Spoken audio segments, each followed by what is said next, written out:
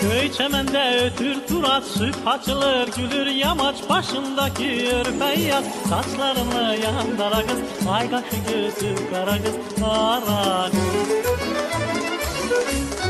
Saçlarını yandıra kız, ay kaşı gözü kara kız, kara kız. Ay nurunu salırken de biz eyvanda görüşende, toyumuzdan söz düşende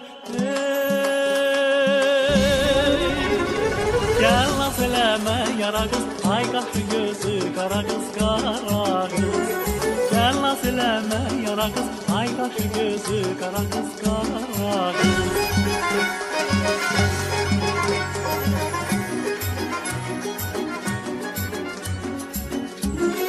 Bugün bahar akşamıdır, sevenlerin bayramıdır. Köy çemende ötür turat, süt açılır gülür yamaç başındaki örfeyyat. Saçlarını yandıra kız,